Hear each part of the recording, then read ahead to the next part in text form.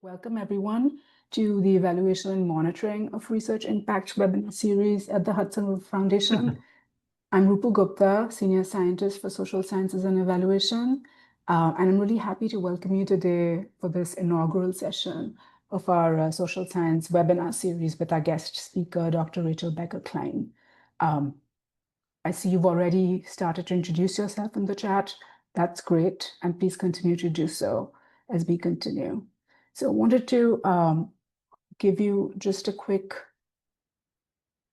background on the foundation and how we came to start this series and where we are headed. This is our mission. As you can see on the slide, the foundation has for 45 years supported research and engagement that informs decision-making, that helps stewardship of the Hudson River estuarine watershed. And our work has been in very close partnership with the multi-stakeholder group, including researchers, policymakers, managers, and residents, everyone committed to a healthy and resilient future for the watershed. Our work extends from the Atlantic through New York Harbor, coastal areas in New Jersey, all along the Hudson River, and further north to Lake Champlain. Our funding portfolio is very diverse, and it includes the Hudson River Fund, which is our endowment, the EPA-funded New York, New Jersey Harbor and Estuary Program, the Champlain Hudson Environmental Trust, and several other settlements, grants, and contracts. And through all our work, our commitment to science for decision-making is paramount. And we talk about it in terms of actionable science to address the problems that are facing the watershed.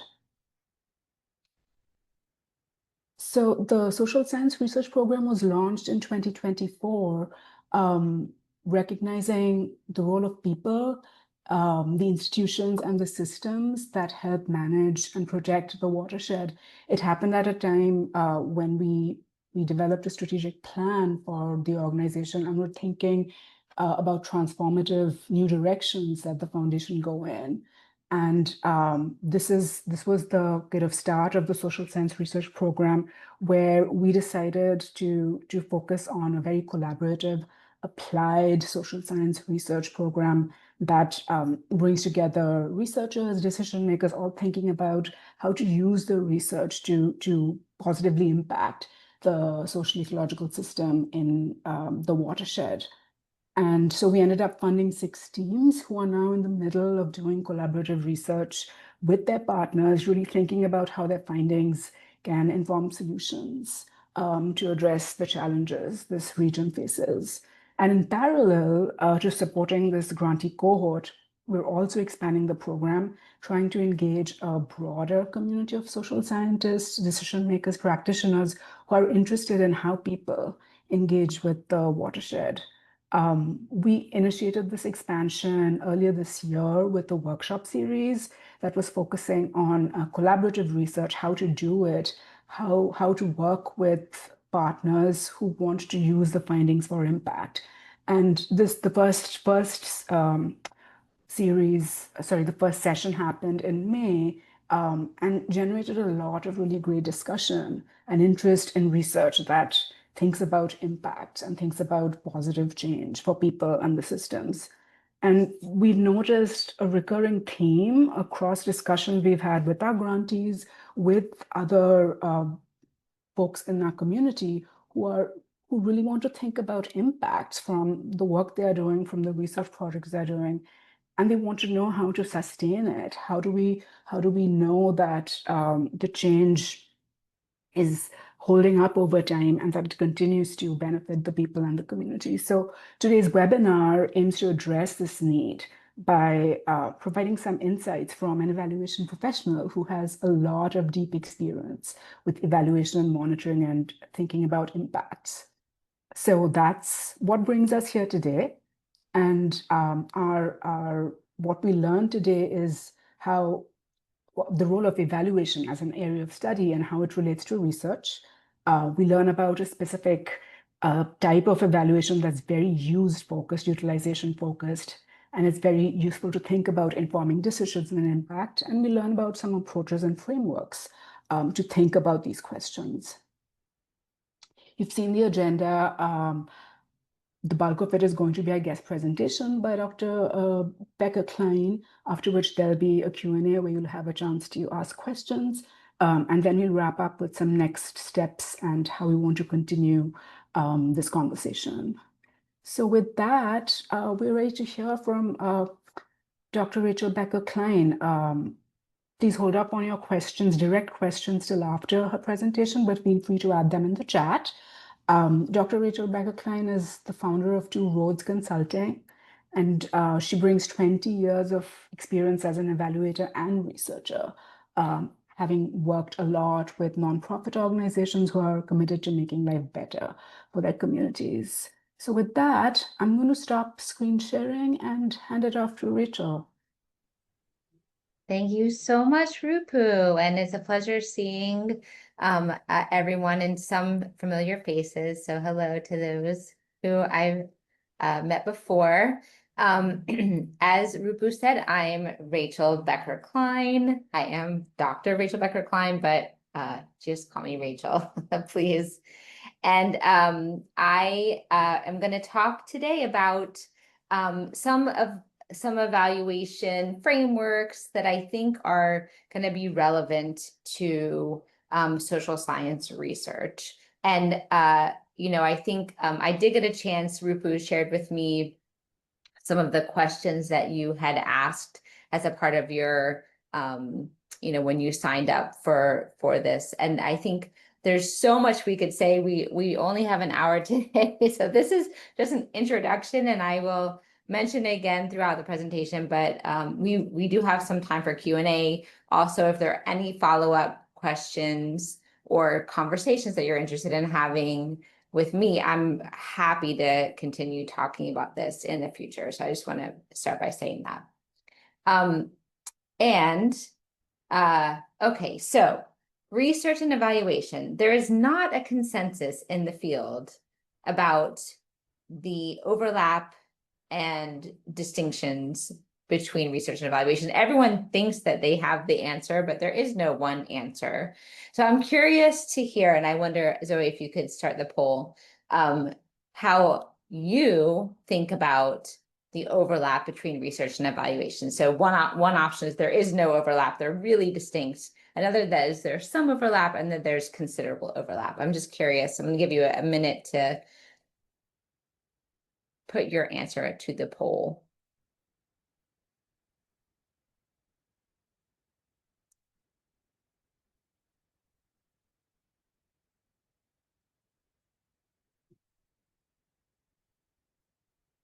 And Zoe, when we have, about, I think there's like 34, 35 people last I checked, when we have about half, maybe you can share the results. Aha, considerable overlap. Well, I'm with you on that.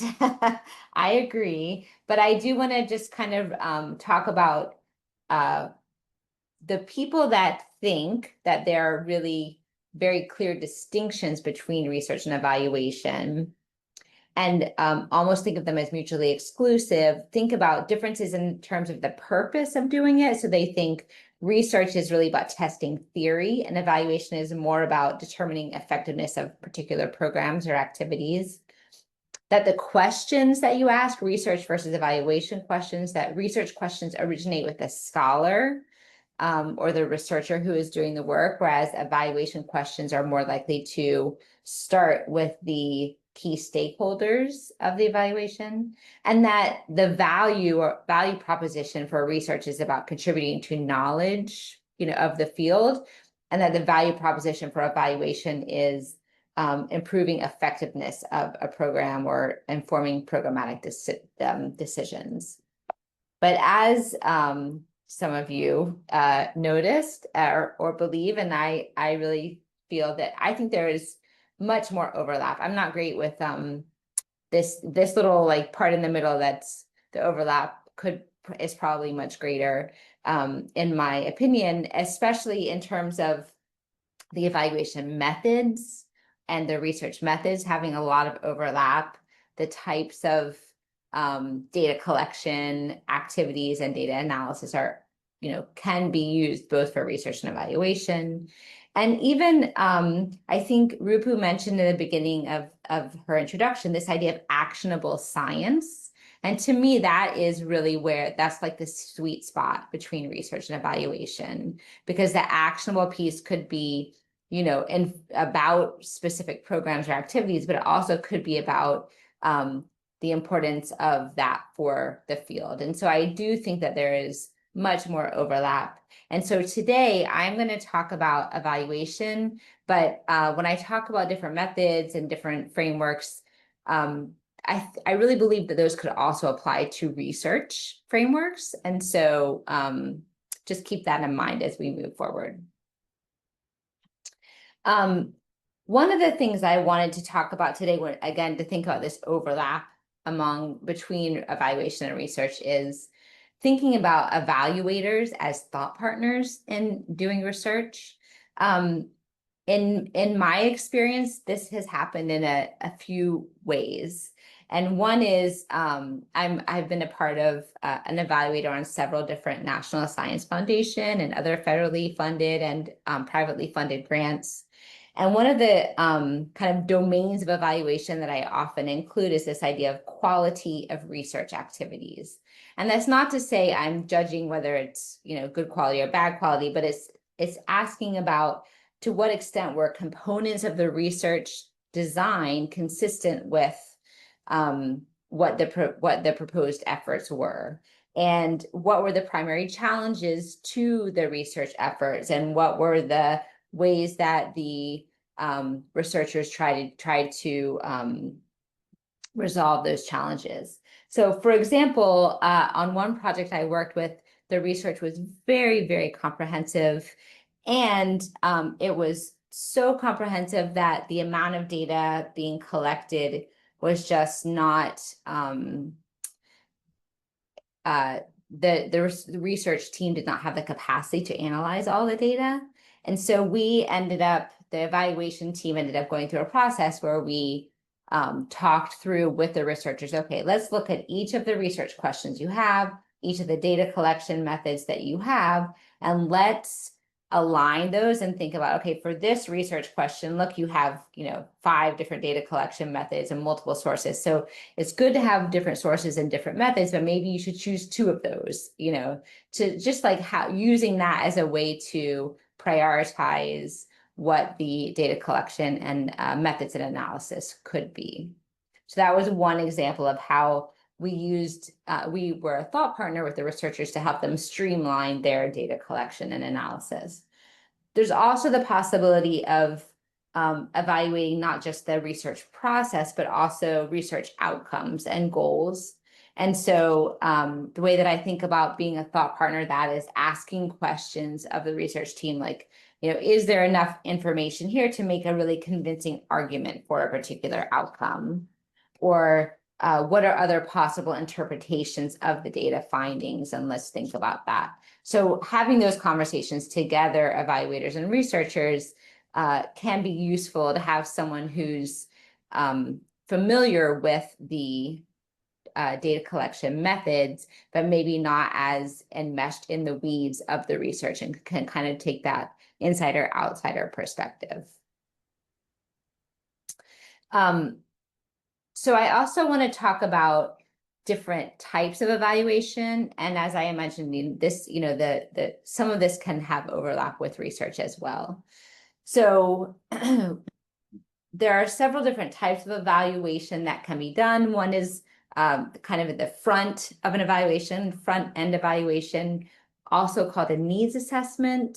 The idea of that is to identify gaps in services or knowledge or skills that then you would then use that information to help you create additional programming or activities.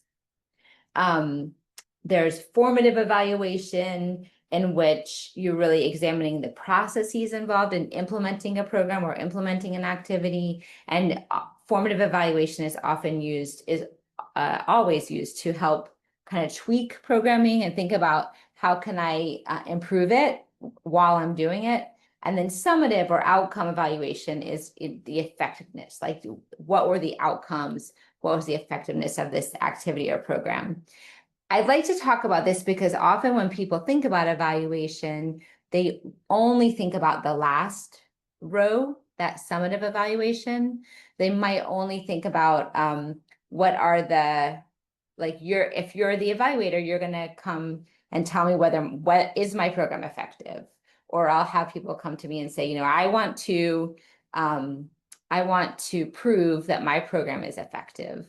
And so I often say, well, we can investigate the extent to which the program is effective and for whom. That's the summative piece.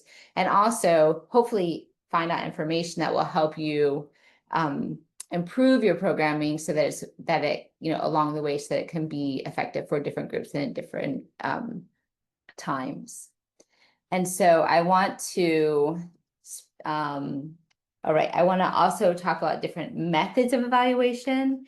And again, one of the things I mentioned to Rupu as I was thinking about this is a lot of times organizations will come to me and say, I want to do a survey of my participants. And so surveys are great tools. I'm not against surveys. I use them all the time. And it's really important to think about what your question is before you determine what your method is. And so I love this idea of thinking about like, what are the different questions that different methods can answer. So quantitative or, like things like surveys or rubrics can really help you understand the what and how many of things, how many people, for example, with the poll, right? How many people think that there's overlap between, so we saw like 73%. So that was useful to say like, okay, what's the kind of broad thinking? But if I really wanted to understand what did you think the overlap was, or why did you think there's overlap, or how do you think there's overlap, then that poll was not helpful to answer those kind of questions. So the qualitative methods like focus groups or interviews or reflective questions, those kind of things can dig into the how and the why and get the nuances of, okay, so you think that there's overlap. What does that mean for you? What do you think are the areas that there overlap, and how does that work for you, and why are you interested in that? So I often like to use a multi-methods approach because then you can get both the how many and the nuances of what that means. And then we're not going to have that much time today to talk about it, but I'm very interested recently, more and more recently, in this idea of embedded assessments or assessments that are less of an evaluation burden on participants. Because we've all heard about survey fatigue. Maybe we've even experienced it. I will say I fill out every survey I ever am asked because that's part of what I ask people to do. And I have survey fatigue for sure. So, we want to make sure that the survey, that any data collection methods we're asking of our participants are going to be really, really utilized, so that, even if you do give a survey, that you're going to make sure that all the questions in that survey are really going to help you inform some decision you're making, be usable in some way, and not just be something that you ask because you can, but that you really need to have that information. And then this idea of like really matching the method to the question is very important. So surveys are not the only valid way of getting information.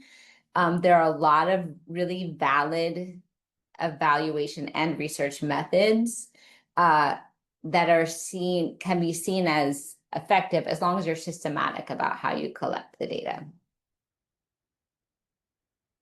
I want to give you quick examples before we move on to this idea of utilization-focused evaluation in particular, of some ways that I've done some evaluations in the past. And so this is an example of a front-end evaluation or needs assessment. This graph is actually an example. The top part where it says number of centers 2016 is the front-end part. And then we did a post one in 2021. So this is kind of looking at both. But this is some work I did with the Alliance for Watershed Education of the Delaware River, which is a collective impact organization of 20 plus centers along the Delaware River. And they were interested in doing some evaluation capacity building work, but we wanted to start off by saying, okay, well, what is the evaluation capacity of your centers so that we can really understand what sorts of capacity building efforts we should provide.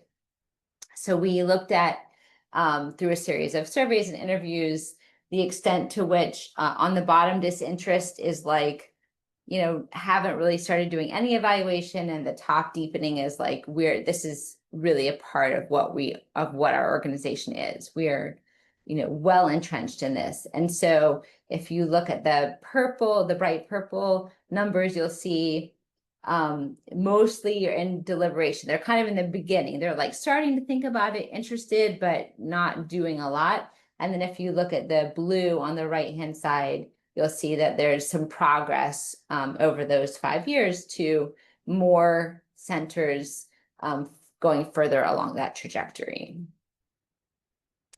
The point that I want to make is that the front end evaluation that we did really helped inform the programming that we provided to the centers. And so from that, we said, okay, well, we know we need to continue to build evaluation knowledge and skills. That's going to be necessary for some. We wanted to, there were people who were ready to do some peer-to-peer learning, and that there was still some external evaluation support needed because of just not having enough capacity within each organization. An example of a formative evaluation that I worked on was that I worked with a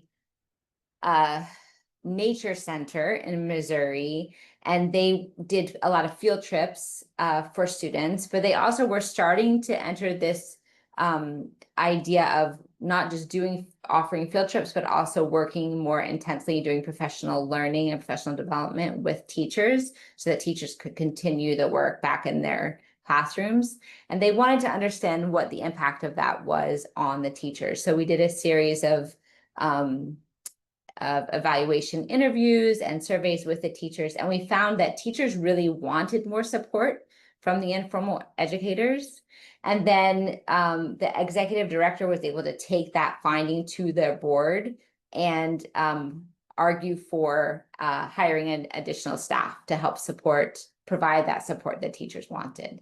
So the evaluation in that case actually changed the programming so that they could add another staff person to increase their capacity to offer that.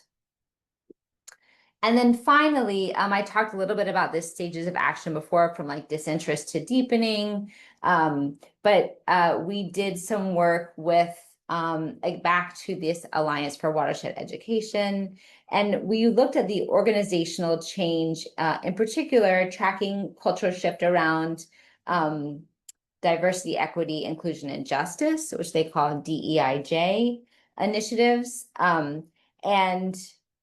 What we found was that most of the centers were either at the deliberation or design phase.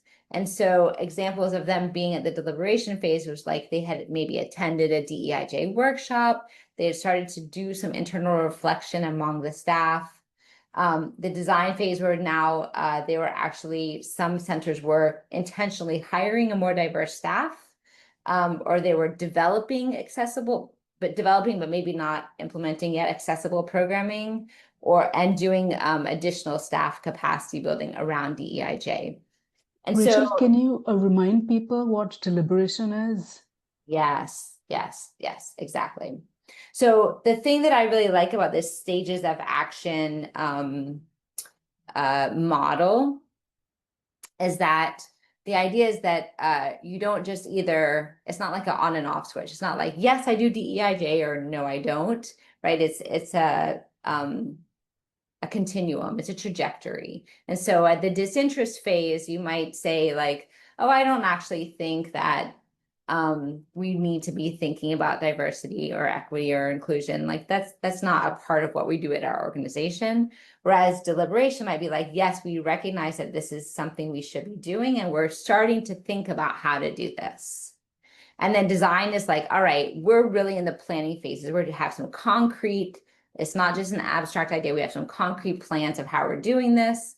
Doing is like, okay, we are really piloting some programs, incorporating some things, like this is, we're really on our path.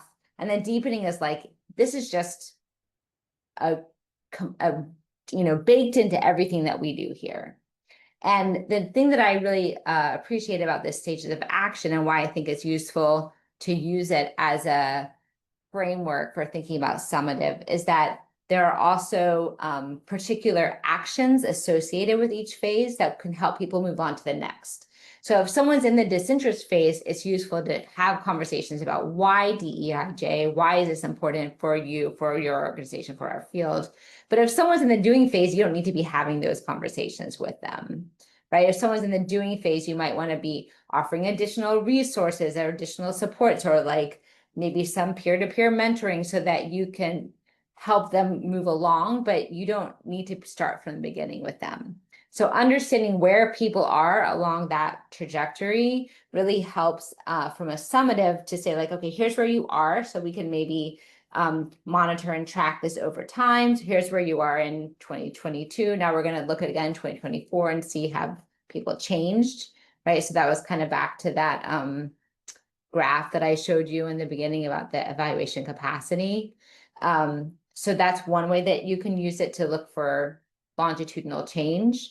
Another way you can use it is to really say, this is going to help us think about how to move people along the continuum. And I think that that is a nice little lead in actually to this idea of utilization-focused evaluation. And the whole idea behind utilization-focused evaluation is that it's all about who the user is. So the top criterion of success for every aspect of utilization-focused evaluation or research is that the evaluation or research will be used to make decisions and take actions. So it's not an abstract idea. It's not like kind of basic research. It's really applied. It's really applied to your specific organization and question that you have. And the idea is to work very closely with the stakeholders, and the stakeholders are the like potentially leadership and program staff, but also other community stakeholders to ensure that the process is really meeting the needs of the intended users of the research or evaluation. And so part of that is understanding who needs to make what decisions from the evaluation, and then using that as a way to think about what data collection methods and tools are most likely to provide useful information for those decision makers. And so I do want to take us to this. One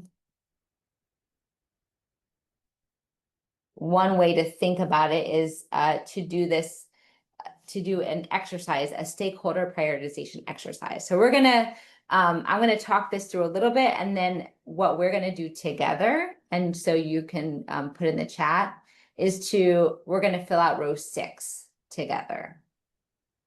So when I do this exercise with organizations, and we're doing it very quickly today, but I do want to say that this whole conversation is like, can take an hour, 2 hours, 3 hours. The conversation is the interesting part of it, because talking with the leadership team or the project staff team who's starting the process to say like, who are the stakeholder groups? Why do you want to do this? And then prioritizing, okay, this is, for potential funders, or this is for staff, or this is, and then that conversation is often, it can be fraught. There can be differences of opinion. And having that conversation is very useful, and really kind of shows how the program's thinking about it. So I usually like to start by brainstorming the stakeholder groups. This is pre-populated with groups that I notice are often on this list. So it could be, for example, the staff who are implementing the project, because maybe you want to know, we've been doing this project for a while and we're interested in how it's working, or we're thinking about doing this project and we want to know, more about the implications. It could be the people who are going to decide whether they want to participate in the project. So if you're doing something with schools, maybe it's like the principals who are deciding to participate, have their teachers go to a professional learning. Or it could be if you're, going to be working with farmers about best management practices, like what would convince a farmer to want to sign on to this program. It could be that your organization's leadership, maybe they're doing some strategic planning or making some decisions about direction of where things are going, and they need information. It could be funders, either potential funders or current funders. You're often going to be asked to provide information to them. And then we're going to talk a little bit today about potential for policymakers or government officials. So there could be some work that you're doing that you're hoping to change minds and hearts, and work or collaborate with policymakers or government officials. So then once we brainstorm this column A, it's very important to think about, for each of these rows, what are the decisions this group makes that could be impacted by the evaluation work you're doing? What are the key questions they might have?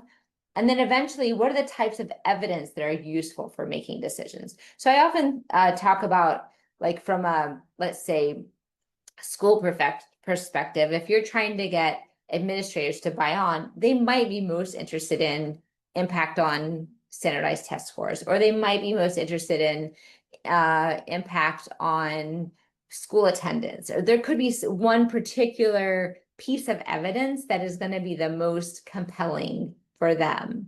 And so if you start off your evaluation work thinking, identify and prioritizing the stakeholder group that you want, then you could think about what is going to be the evidence that's going to be most compelling for them. Funders, sometimes a funder wants a particular quantitative measure. They want to know how many people are, involved.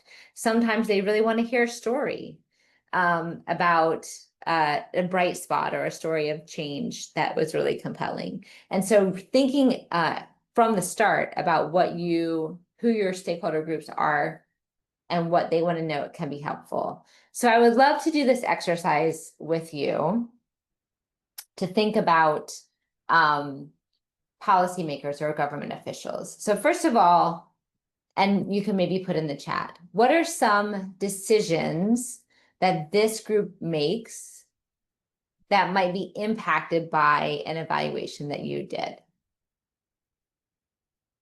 If you were doing think about some programming that you're doing that you're hoping to involve policymakers or government officials. And I'm stalling a little bit. It's really hard for me to see the chat while I'm sharing my screen. So maybe Rupu or Zoe, could you share?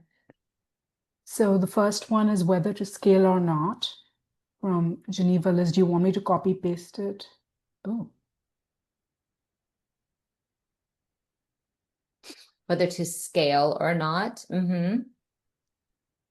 And then I can read Catherine Owen's comment. It will be interesting to hear the speaker's thoughts on utilization focused in the context of basic research. Catherine, I'll get to your question in later section. For this exercise, Kurt's question is about, is this a part of, say, the county executive's assessment of priorities in the community? Mm-hmm. And Christina says, constituent interest budgeting concerns, allocations. Georgina says whether existing policy is effective and whether they can support new policy that we think will be more effective. Yeah, so I think those are really, I'm gonna just summarize some of those. So some of it is budgeting pieces. So like it could be that policymakers are going to, the evaluation results that you provide are going to help them decide whether they want to budget for or allocate funds for a particular program or activity that you're doing. I think that's one that's really important. And then, oh, there was something else I just, can you say that last one again, Rupu? Read that last one you just read. Whether existing policy is effective and whether they can support new policy that we Right. think will be more effective. And there's another one about public resource allocation. Yeah, so I think public resource allocation is also like back to budgeting, right? And so it's funding or public resource allocation. Yes, so I think all of those things are going to be important. So whether or not they're going to support a policy. So let's just take that. So whether or not they're going to support a policy or elevate a policy or kind of bring it up, what do you think are going to be the types of evidence that policymakers, let's say city executives or something, are going to want to be able to help them make that decision about whether or not to support a particular policy?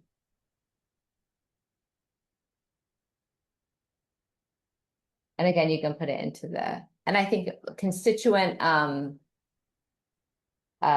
support is one thing, right? So it's like, are the people who are their constituents in support of this policy?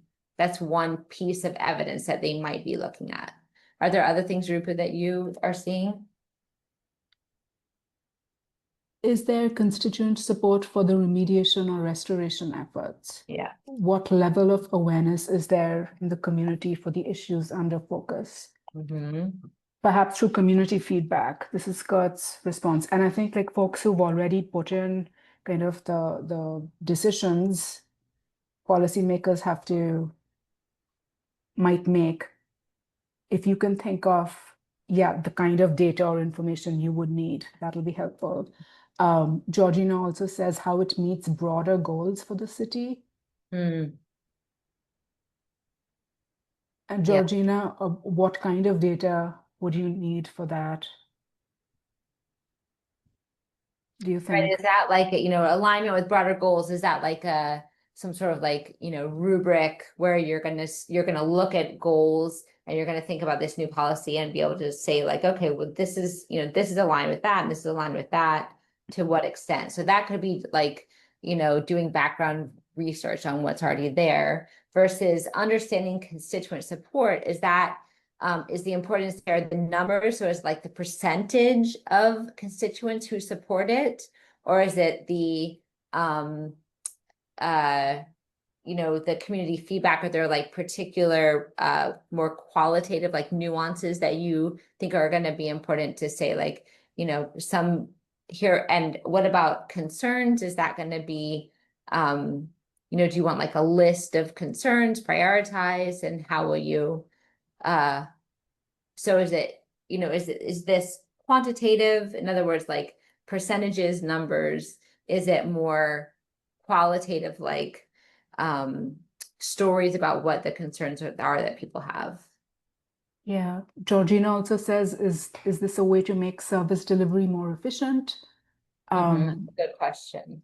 And Christina said for allocating funds, seeing information on success of previously funded programs or policies. Yeah. And there's some considerations for qualitative types of data, and the fact that both are compelling or can be compelling depending upon the question. Great. So this is great. I'm just looking at the time and want to make sure we keep moving forward. But you can see how this is just the beginning of the conversation, right? And then we would, if you were doing an evaluation that was focused on that, it could really help you determine what are your evaluation questions going to be, and what sort of evidence do you need to get? So should you be focused on, talking to doing a survey with as many people as you can so you can get that percentage? Or should we focus on more like doing a focus group with key players so that you can really understand the nuances of what are the concerns that people have and really understand that? And I think that starting with that and knowing what your can help you prioritize and think about which questions you have and which methods you should be using. So that's the idea behind utilization focused evaluation. And one of the reasons I really like it is that it's always starting with that who needs to make who needs the information to help them make the decisions that they're making. I do want to also bring in this framework, and Rupal, I'm going to let you decide how much time I should spend on this, just if I should kind of go quickly so we have time for questions. I think quickly would be good at this point. Okay. Yeah. So, and we have this resource that we can provide. This is not a framework that I created, but I like the idea of when you're really thinking about kind of intractable problems, intractable challenges that are more kind of systems wide. This is a holistic way of thinking about how to really think about systems change. And it introduces this idea of 6 conditions of system change, which are all intertwined, even though, they look like they're separate. There's really a lot of overlap. But I like how it breaks it down into kind of the explicit level. So policies, practices, and resource flows, which is how money, people, information, assets are kind of distributed. Those things you can see them, right? They're explicit. They're things that we often think about when we're trying to create systems change. But there's also the level below, which is the semi-explicit. So thinking about relationships and connections and power dynamics, that's really important to also consider if you're trying to create systems change. And then finally on the bottom of this upside down triangle is this transformative change, or what's more implicit, it lives within people. You might not be able to see it. You can't count how many mental models you're changing, like in the same way that you could count policies. But this idea that really to have transformative change, you have to change people's habits of thought or their deeply held beliefs and assumptions. And all of these things are important to think about and address as you're working towards creating systems change. And so, you could think about like, what is a social problem or challenge? What are the conditions that are holding that problem in place? And then what are some areas that maybe some strategies to address some of the different conditions? We don't have time to do this today, but this is a really interesting idea that I think is relevant to folks who are here, and happy to talk about it more. One example is thinking about, for example, systematic racism in schools. And so you might think about like a policy would be maybe a school disciplinary protocol. Resource flows would be the fact that grassroots organizations are often starved for resources, so can't provide the same resources in areas that are, poverty stricken as others. And mental models is that a lot of administrators believe that certain students can't learn. And so that needs to change to a growth mindset, to thinking that all students are, regardless of, race, ethnicity, and cultural background, and so, so many other things, socioeconomic status, everyone can learn, and using a more assets-based approach. So anyway, I want to stop there so that we can have a little bit of time for a conversation. Thank you so much, Rachel. That was a lot of really interesting and useful information, for us to soak in, and want to just open it up for questions folks might have. There were some questions in the chat. I'll get to those, but if folks want to ask Rachel, a question directly. I'll follow the show of hands. I think Anne Toomey, you raised your hand first. Go ahead. Thanks so much, Rachel. My question is, so I also do evaluation and I'm a social scientist and I do research as well. I was wondering, one of the things that I've found increasingly working with doing evaluation with organizations is that sometimes I think I'm doing evaluation on a particular problem that, or like question that the folks that have asked me to do the evaluation in the organization have. But then as time goes on, I realize that actually the bigger problem is like the hierarchies in the institution, that whereas like the evaluation might find one thing and everyone's on board with that, like say at the community level, community engagement staff, they all know, okay, this speaks to what they knew, or this gives them information on how to inform their programming. There's the barrier of actually having that evaluation influence higher level decision making in the organization. And now, like, it seems obvious that I'm saying this, so that's like would happen, but I'm just wondering how you've addressed this in your own practice, because it's something that I'm realizing that I have to do more and more. Yeah, it's that utilization piece, right? So whenever you're a consultant, you can you know, provide information and ask questions and you know, provide findings, but then they're gonna do with it what they will. So some of it, and which is deeply unsatisfying, is I might be advising like a Zen practice of like, you know, you can only do what you can do. But that said, a big part of what I think is really important piece of the utilization focus evaluation is to have those conversations. So even though maybe it's not being heard right away from the leadership or something like that, at least you're offering some findings, some ideas, maybe some recommendations. You're having conversations. I would try to involve the stakeholders as much as possible in those kind of interpretation findings. So it's not just you saying, here's what I think, but it's the other, you know, the community engagement staff, for example, saying like, here's why we think this is important. Maybe saying that with their leadership present. So, and then being available to follow up later, so that if it does come up at some later point, you know, that you're available to be there. So but it's true that there's no guarantee that they're gonna, you know, use the findings or use the information, or even you know, sometimes you do an evaluation and like halfway through their interests or focus shifts.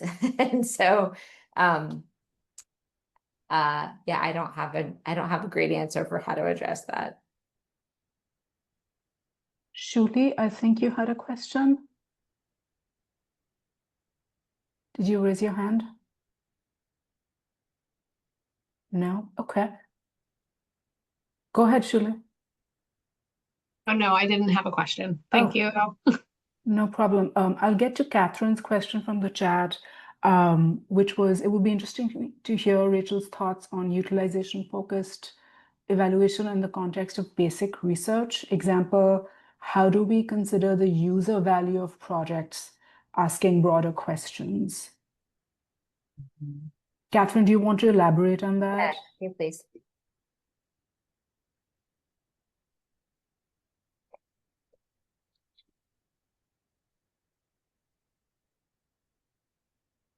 Catherine, are you there?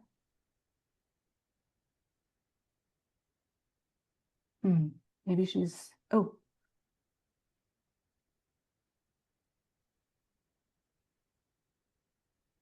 Well, I'm not sure where Catherine went, but I mean, I will say that I'm not against basic research. I'm all for it. I think that there's a lot of need. I do find that that might be harder from a utilization focus point of view, because if you're always starting with who is the evaluation for, and in basic research, maybe it's not for a particular group, it's kind of for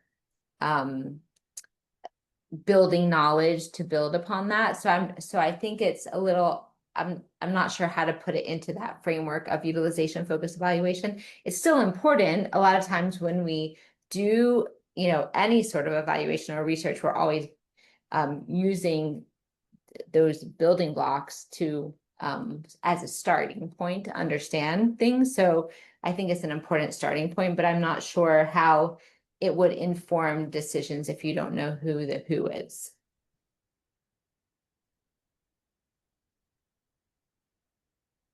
Maybe there's something to really thinking about the stakeholder prioritization exercise there, just digging deeper into like,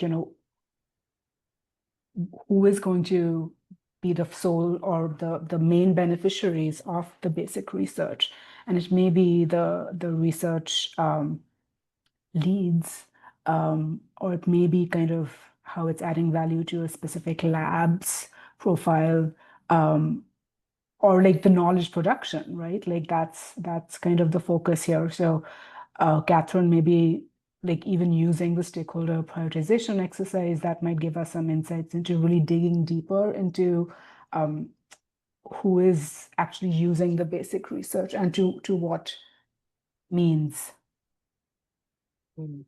Uh, good. I think that's a good point. Like, Rupu, can I? Yeah. Go So ahead. that's a really good point. And so it makes me think of a conversation I was having earlier today where there was this idea that was looking at parks and trails and the fact that maybe not enough people are aware of the benefits, the health benefits of nature and parks and trails, and that as people learn about that, maybe that helps them use the parks and trails more. And so one person said, yeah, so since I want to focus on that more, I'm going to write a white paper about the benefits of parks and trails. And the person leading the conversation said, well, is the lack of use about lack of is that there is not enough information out there, so we need to get the information to be more usable, or is it that people don't know?